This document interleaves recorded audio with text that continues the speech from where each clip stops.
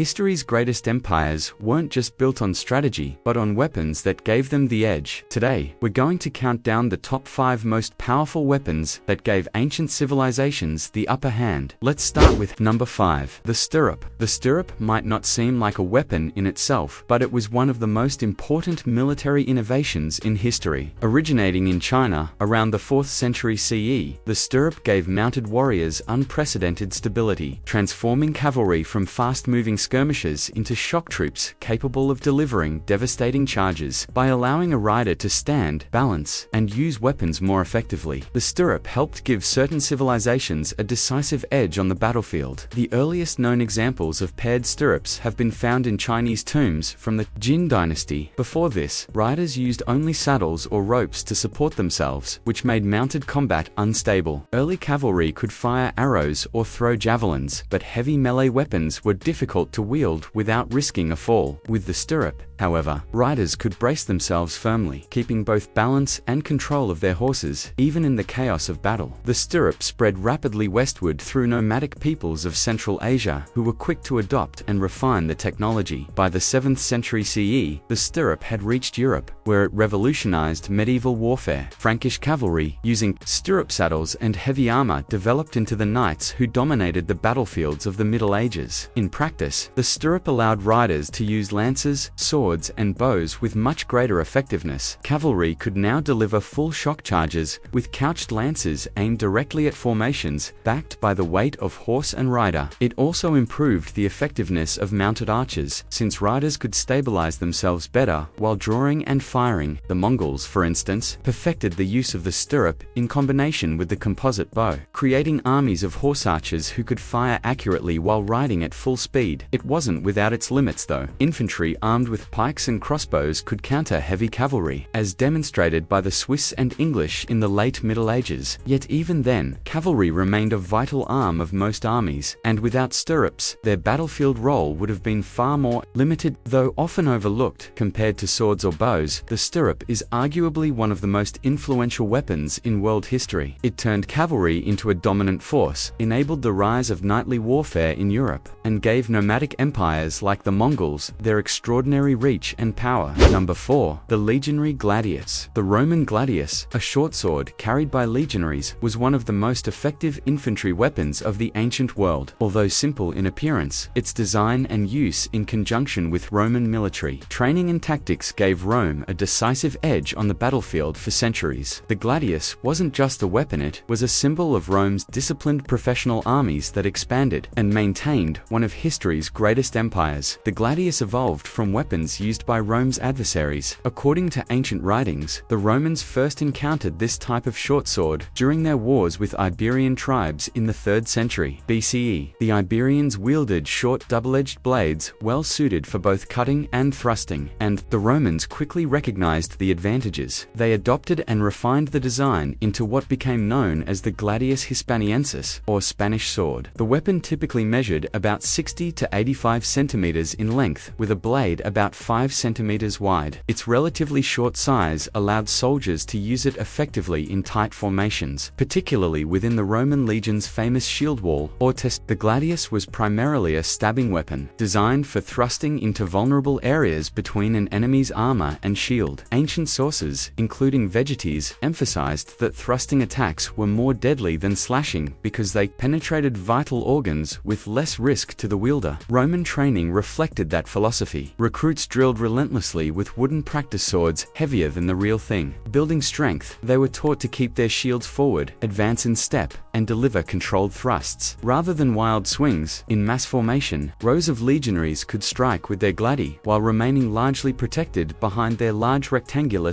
This discipline turned the gladius into a devastating weapon of collective combat. The gladius was used alongside the pilum, a heavy javelin, and the shield, forming a standard kit for the Roman legionary. Battles often began with volleys of pila to disrupt enemy formations, followed by close engagement with shields and gladi. In this role, the gladius proved deadly against a wide range of opponents, from phalanxes in Greece to tribal warriors in Gaul and Britain. Over time, the gladius underwent variations. The Mainz type, from the 1st century BCE to the 1st century CE, had a broad leaf-shaped blade suited to both cutting and thrusting, while the later Pompeii type, from the 1st to the 3rd century CE, was straighter and more optimized for thrusting alone. Its effectiveness, however, was not due to the sword alone, but to its integration into the Roman system of warfare. Roman discipline, training, and logistics allowed legions to wield the weapon to its full potential. While other cultures had longer swords or heavy equipment, the gladius was perfectly matched to the Roman style of close fighting. By the 3rd century CE, as warfare changed and Rome faced new threats, the gladius gradually gave way to the longer spatha, which offered greater reach against cavalry. But for over 400 years, the gladius remained the defining weapon of Roman infantry, a blade that helped Rome conquer and hold much of Europe, North Africa, and the Near East. Number 3. The longbow. The longbow was one of the most iconic weapons of medieval Europe, known for its role in English victories during the 100 Years' War. More than just a large bow,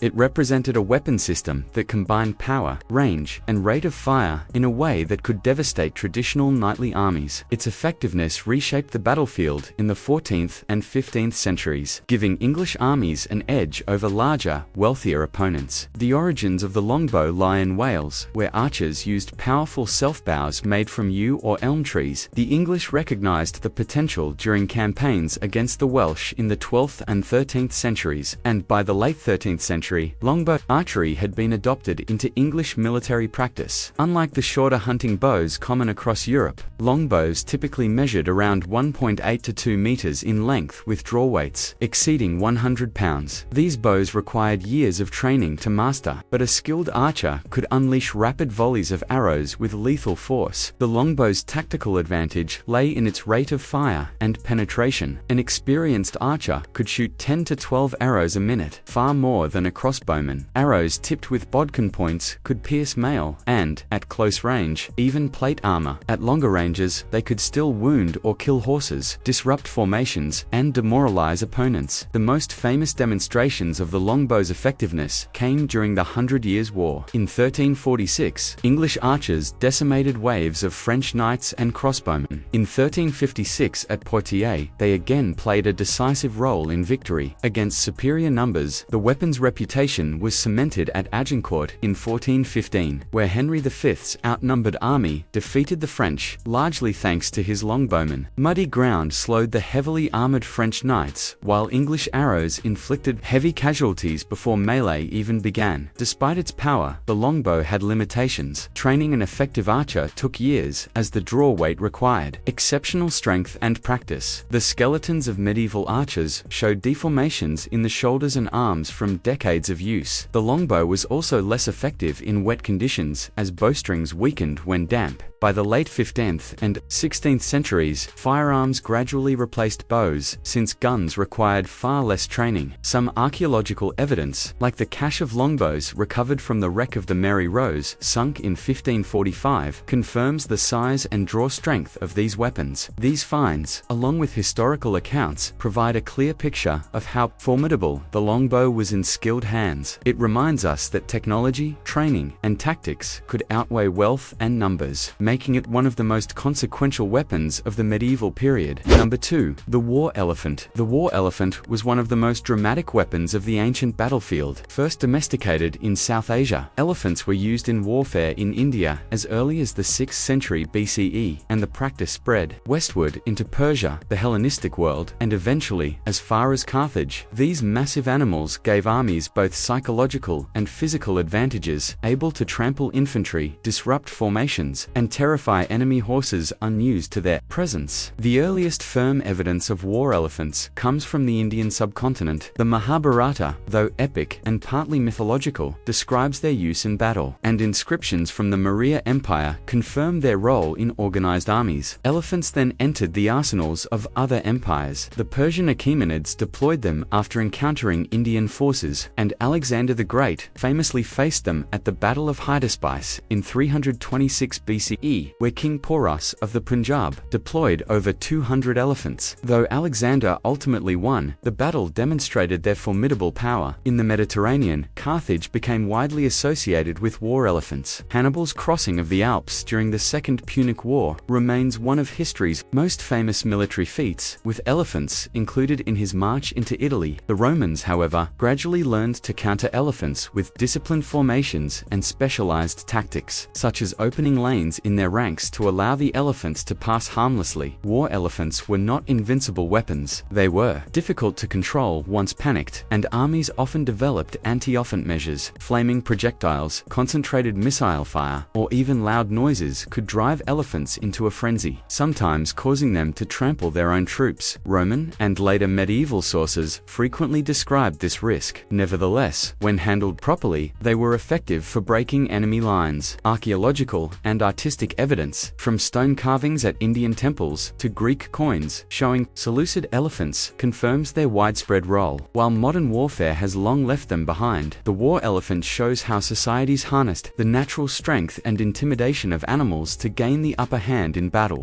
Number 1. The Iron Sword. The introduction of iron weaponry around the late 2nd and early 1st millennium BCE gave civilizations a crucial advantage over rivals still reliant on bronze. While bronze had been used for centuries, iron's durability, abundance, and superior edge retention made it transformative for weaponry. The transition from bronze to iron happened gradually. Bronze, an alloy of copper and tin, produced effective weapons, but tin was scarce and dependent on long trade routes. Iron, by contrast, was more abundant though harder to work due to its higher smelting temperature. Once techniques for smelting and forging improved, the advantages became clear. Iron swords could be produced more cheaply and in larger numbers, enabling broader distribution among soldiers. The Hittites of Anatolia are often credited as early pioneers of ironworking, with records from around 1500 BCE describing their use of the metal. By 1200 BCE, during the widespread upheaval of the Late Bronze Age, iron weapons began to appear more frequently across the Near East. Archaeological finds from Turkey, Israel, and Mesopotamia confirm this spread. Iron swords gave armies a distinct advantage. Not only could they arm more soldiers, but those soldiers wielded stronger, sharper weapons than their opponents with bronze. This democratization of weaponry helped transform warfare. Instead of elite warriors monopolizing the best equipment, larger groups of common soldiers could now be effectively armed. That shift likely contributed to the rise of massed infantry formations seen in Greek and later Roman armies. In the Near East, Assyrian armies of the 9th to 7th centuries BCE used iron weapons extensively. In Europe,